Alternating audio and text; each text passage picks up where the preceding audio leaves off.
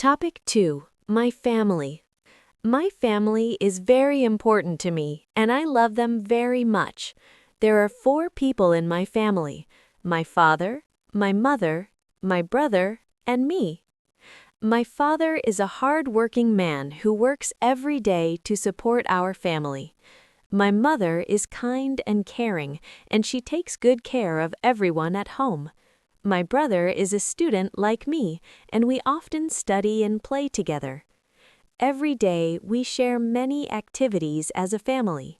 In the morning, we eat breakfast together before going to work and school. In the evening, we sit together and have dinner.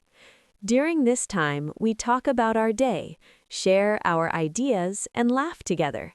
These moments make me feel happy and warm. My parents always teach me to be a good person. They tell me to respect others, study hard, and never give up.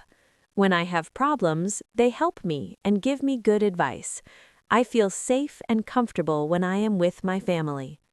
On weekends, we sometimes go out together or stay at home and relax. We enjoy spending time with each other because it makes our relationship stronger. My family always supports me in everything I do. I am very thankful to have such a loving and supportive family. I believe that family is the most important thing in life, and I will always love and take care of them.